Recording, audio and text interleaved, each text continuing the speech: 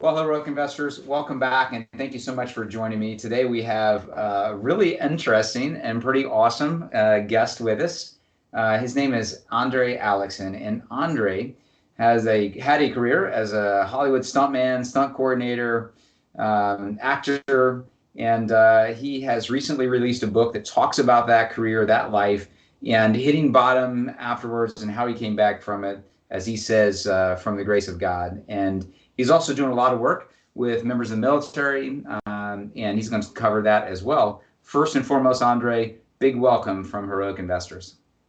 Well, thank you very much. I just want to say, first and foremost, God bless you, America, all of our military and our first responders. And I want to open up by thanking all of them for our freedoms and this opportunity to speak on many of their behalf as well, I hope. That's amazing. I appreciate that as well, and I'm sure they do. So we talked offline a little bit, and you're familiar with having listened to a little bit of the show. First responders, public servants that are in our communities, as well as public servants who are in the military, and then the veterans and those of us who have finished that and are moving on to the next thing. And so we're out there. A lot of us are experiencing challenges like you did in your business and running your own career, ups and downs, right? We see that while we're actively still in. Can you take us back to how you ended up being a cool stuntman? I mean, every little kid at some point wanted to be you. So tell us about how you ended up there. Roger that. Sure. I started out as I was really bad at school. I had ADD and dyslexia. So I would come home with really bad grades. And every time I looked at numbers and letters forwards and backward, it would give me a headache. It would wear my mind out. And I would fail miserably at school. And that wasn't good. So they couldn't figure out what it was back in the day. Dyslexia and ADD, we know what it is now. But they used to just say, you're stupid or you're slow mentally. So, but when I went out to the playground or the yard, I would kick butt. Anything physical in the physical realm in physics, if you look at things forwards and backwards, like martial arts or any stunts or anything that I could see physically, I would break it down physically in my head forwards and backwards, and I would learn it twice as fast as anybody else. And that's when I realized I had a gift, much like people that are blind can hear really well, supernatural hearing. So I was enhanced with those skills. And then raised in the Hollywood Hills after my grandma came from a communist nation that had fell apart. Socialism tore it apart, Nazi Germany. And then the Russians came for the Eastern Bloc countries, and they suffered greatly. And they fought in the war, my grandparents, and my grandfather was military. And then they came to America with a dream. And she showed me all of the great Hollywood movies from John Wayne to Clint Eastwood, you name it. And she said that was the only thing, those movies, those old movies were the only thing she didn't drink or do drugs, that pacified her after all of the death and things that she had seen. And of course, some great Gary Cooper and military movies too. Yeah. So actually, I wanted to please my grandma, and I wanted to be that. And then it was a time when we grew up without padded playground equipment and wood chips. We were watching Evel Knievel on Wide World of Sports jump in 30 cars and he would wreck, and then he would jump again. And so we would go outside and we would emulate that and set up ramps and jump trash cans 30. We would wreck and get back up and just do it. And then I got into I started working on Fall Guy. I started hanging out with a guy named Judo Gene LaBelle, the man who put Steven Seagal in a chokehold and made him crap in his pants and ended his career. Gokor Tchian, the Armenian assassin, Bob Wall, Chuck Norris, Benny the Jet Urquidez. These are the guys that I looked up to and grew up with. And so I had that support group, and I wanted to be that, and they wanted to be in stunts, and I was not too good at school, so it was the course to take. So you started this right after, while you were still a teenager, it sounds. Well, yes, sir. I mean, we were skating empty swimming pools with Dogtown, Tony Alva, and without helmets on when we were 15 years old. And we were crazy, radical, and then ride motocross and jumping logs when I was 15. And then, of course, went into, when I got old enough, got immediately into stunts. Yeah. Very cool. And so those are some pretty amazing movies and shows from I loved Fall Guy. I love that show. And anyway, so we don't go too far down that path. That was awesome. So you've been doing this many years and it was successful for a long time. And then you had some challenges that come out in your book. Yes, sir. Being in Hollywood in the 80s and we lost quite a few guys. Cocaine was real prevalent. And if you didn't carry 2 grams in your pocket on set, you weren't anybody. And when the makeup artist in the late 80s said, may I powder your nose? They weren't kidding. So Wow. It wasn't long before we were staying up all night, and even Knight Rider and Michael Knight and shows like that, they had to write more lines for the car Kit because he was so coked out he couldn't speak. I witnessed a lot of that. We would just drink some tequila and do some more and then get into a car with a roll bar and a foam core gas tank, and we would punch it and go for it, fueled by that. As crazy stuntmen, we didn't have to say much. But it did take the life of a friend of mine named Reed Rondell Safety Team, when the helicopter crashed in Valencia on Airwolf, and Hollywood started to realize we got a problem. Lights are falling on people's heads. So I went from the glamorous Playboy mansion snorting cocaine to somebody who said, hey, our hearts aren't blowing up fast enough. Let's smoke it. And I did. And then I ended up from the Playboy mansion to Compton, Inglewood hotel rooms, to San Pedro and 7th in downtown LA, living out a cardboard box of smoking crack. Oh my gosh, you were in that world? You were in the last part of it there, living in the cardboard boxes. Yes, sir. Wow. Sir. And I couldn't believe how far I fell. And I knew that I would either end up in prison, dead, like my friends, stabbed, or suicide or crazy. And so I knew that something was going to happen. And that's when I hit bottom. And I said, Lord, I am out of my own ideas and answers. And, God bless everyone at AA, but Bill didn't have the answers for me. Only God did. And only Jesus could deliver me from such a powerful demon of alcohol, suicide, and drugs. And so I reached up, and God pulled me out of that. I'd had enough. Yeah. So in the comeback times, I'm assuming there was a lot of detoxification in there, for a while during the recovery. Is that, did you do formal detoxification, or how did you, you had your spiritual side that helped you, but what was the actual mechanical, like how long did it take, do you feel like, to get out of that? Well, it was amazing because God had a plan, and it was the vets out here will understand this and they'll relate to this. And by the way, well, what happened was I did have the spiritual plan, staying in God's word. I had to change my phone number, all my contacts, stay away from people. But I developed terminal liver cancer, and it was a death sentence for me because they told me that I was going to die. There's no way around it. I became a test patient for a guy out of Cedars-Sinai Hospital. And since I couldn't really work in Hollywood, they wouldn't pay me.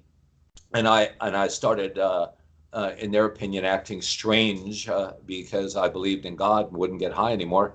I ended up in the Arizona desert as a DOD government contractor. I was hired by my brother and others. They said, why don't you come out to the desert in Arizona and help out Border Patrol, SEAL teams, Marine Corps, Sikorsky Blackhawk, and Dillon Arrow minigun in my dad's private military gun range.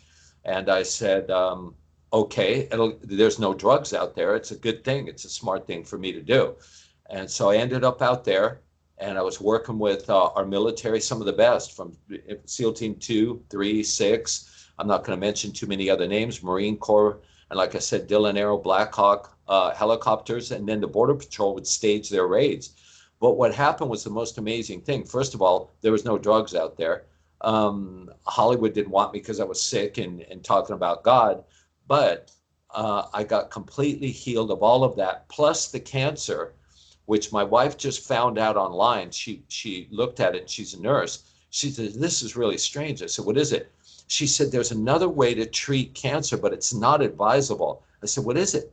She said 120-degree heat on a regular basis. Well, sir, I was out there at 120-degree heat with the Sikorsky Blackhawks landing, and the military on the ranges and in the sand and in the desert. But I will tell you what, I found a peace that That's I couldn't amazing. believe.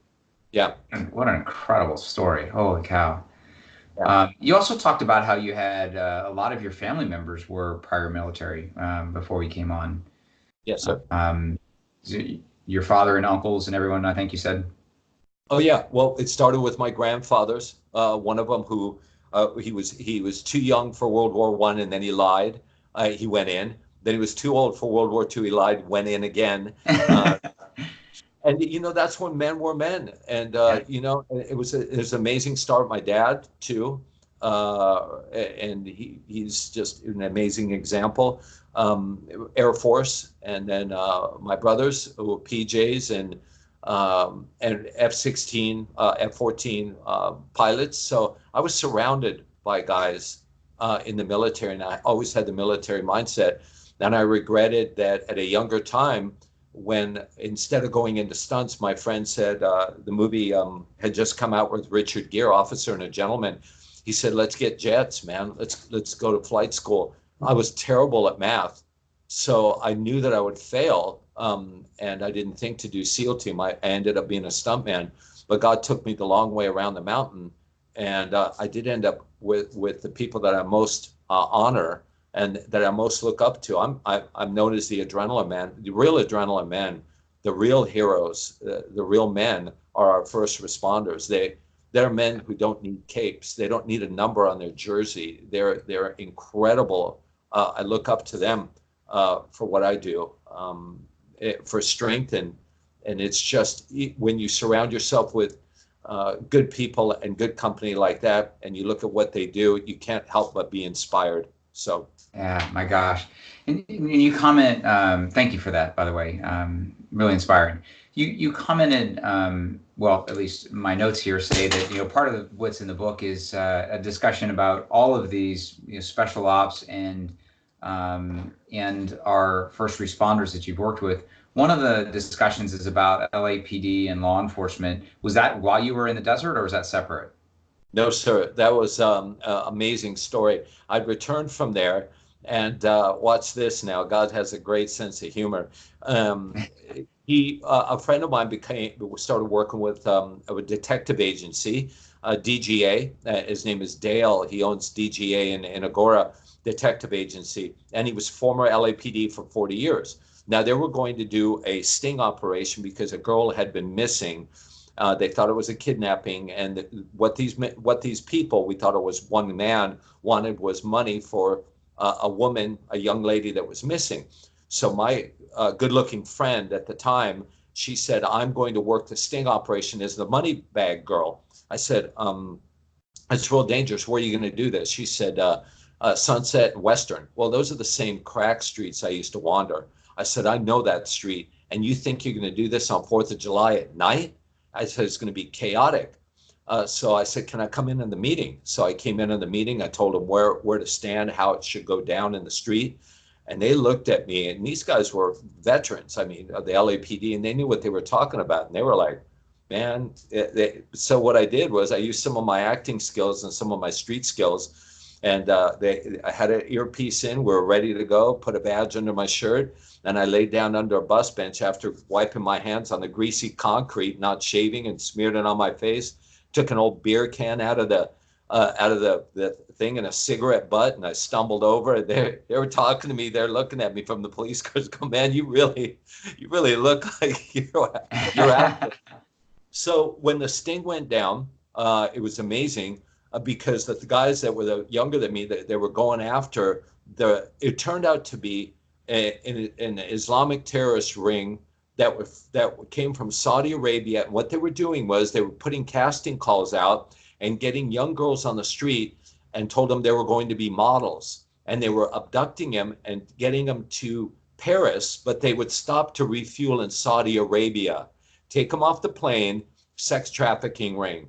And when all hell broke loose and my friend went to go give the money bag, and the chase ensued. I found myself running down the street as a couple of the officers were in the SUVs, and one fell into the street. So I ended up blocking off the cars so he didn't get run over, but I had to keep running. So I kept running after the suspects, and they ran into this building with barbed wire and razor ribbon fencing. And I knew from those buildings where I'd bought crack to run around to the back, and there was another fence that I'd leapt over and then opened the gate for all the law enforcement. We ended up busting them and 4 other suspects, and it was a huge sex trafficking ring. So that was one time. And another time where they put me in the jail where I'd gotten in trouble, and they wanted to know who murdered their daughter in Santa Ana. And I said, I know inmates, they talk a lot of smack after they kill somebody, and they like to brag. And I said, they go, you want it? And I said, I'll take it. And it endangered my life. I was in trouble looking at 16 months, but I helped the sheriffs, and I found out who the murderer was in Santa Ana, what gang he came from, and they ended up busting him. Well, they put out a green light for me. They wanted to kill me and murder me. The police had the place bugged.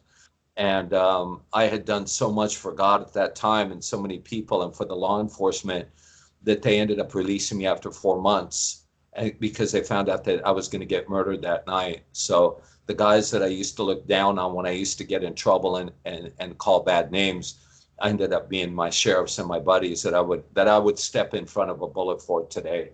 At any officer or any law enforcement or military, I would do that for. They saved my life many times. So yeah, it's just, and there's more stories, but we'll just cut it. That's fascinating. That's all in the book.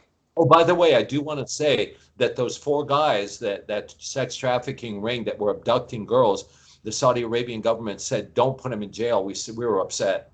They said, no, just fly them to Saudi Arabia and you can stay on the plane and watch. And so that's what happened. As soon as they got off the plane on the tarmac, they were put on their knees and beheaded. So wow. If you want to talk about, yeah, that was wow. Yeah.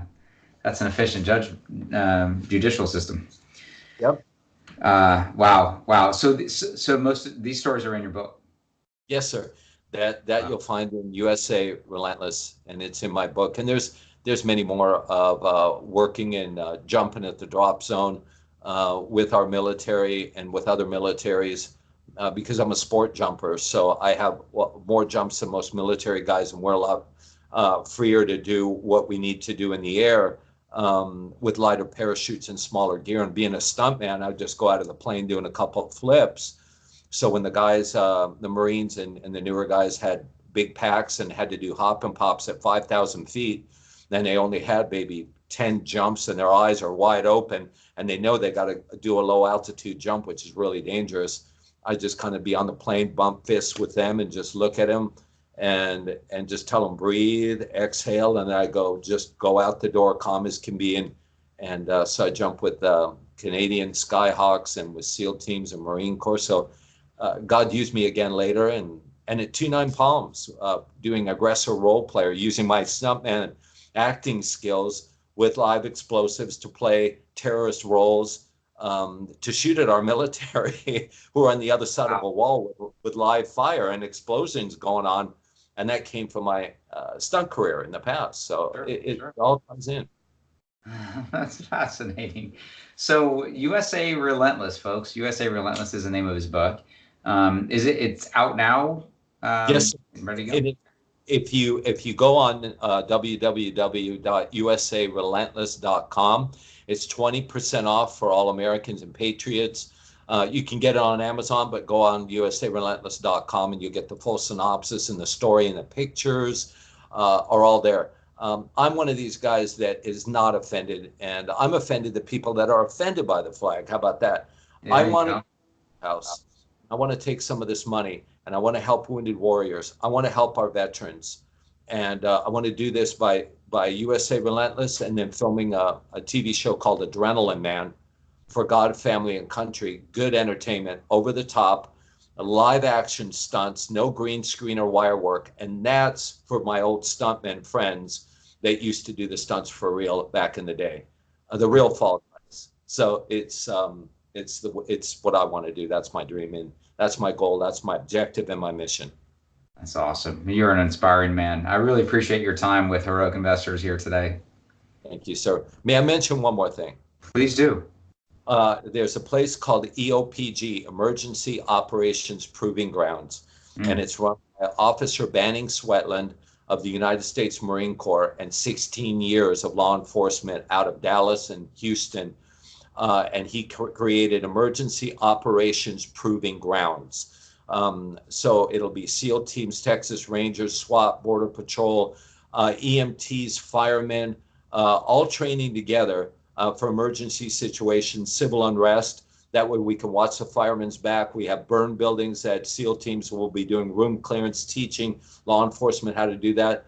And also burn buildings will be going in to protect our firemen and training, high-speed pursuit tracks and courses, sniper ranges. So we're all going to be on the same page out of Texas working together, hiring vets as well, and doing all of that for God, family, and country. And God's just putting this on my heart because I've had this. There's somebody out there, if not a couple or a few, who are contemplating suicide and what to do with their lives. And I just got to tell you to reach out to somebody and to share that, make that phone call, do that, and God will get you out of your PTSD, and He can help you. He's helped me, and I know it. So if you're sitting there alone and you think you're alone, I'm telling you, you're not alone. We're with you. We love all of you. And your family to us, law enforcement and our military. You are our family. And God bless you all, and thank you. That's tremendous. How can they find out more about EOPJ? EOPG, you can actually Emergency Operations Proving Ground. And by the way, we're having a huge dedication to law enforcement and fallen military on October 5th at EOPG, Emergency Operations Proving Ground. And you can go and look it up, EOPG.org, and look up Banning Swetland, but it's EOPG, and you'll be able to see the event coming up on October 5th, where we'll be awarding medals and having a big celebration and launching EOPG. And that will be on October 5th, 2019, coming up here now. And I can't say enough about what a big center this is going to be. And all law enforcement from different cities will be invited down here to train. We're also training teachers in the NRA, handguns, to defend our kids in school and to conceal carry. And it's something that we have to do. I just came back from a country that lost all of their guns and all of their gun rights, and they lost all of their freedoms, and it's called New Zealand. And they just did the gun grab. So it's a lesson for America. First, they took God out, then the police and their military were disrespected, and then they went and put in a socialist government, then they went and got the gun grab, and they're in a world of hurt. But it's not too late for us. It's not too late for America. We've got another chance. We all have to unite. United we stand, and divided we fall. But we're going to stand united, and we have to stand behind our law enforcement and our military and all of our EMTs. It's urgent. It's important. It's primary. It's the number one thing to do, or we won't have a country. Man, that was very well said, and thank you again. I forgot to say it about, or I didn't get to it yet, about PTSD and suicide. Certainly very, very important messages. Very heartwarming and inspiring. Thank you very much, Mr. Adrenaline Man. We look forward to reading that book. Well, God bless you, sir. Thank you for your time. God bless you all out there in America. And stay safe, stay ready. Thank you. Well, that's awesome. I appreciate it again. And I will get this out as soon as I can. I'm not sure I'm going to make October 5th. Okay. We'll try. I'll put the EOPG link if you want it. And then I'll send you my other two links of my other radio broadcasts just so you get a little, it's fun to listen to. It's some really extreme stuff that we got into, but it's all true. Everything from weather manipulation machines to the California fires to all of the active shooter situations that have happened and who perpetrated them. So it'll be fun for you to hear and verify. But I really enjoyed having this time with you. It was so really, like you said, more laid back, and it was good. And it's nice to be able to see your face. Yeah, yeah, it was very good. Very much appreciated. This will be a great one, and it's going to be airing as soon as I can make it happen. Thank you, sir. Thank you. God bless you, and we'll talk again. All right. Bye-bye.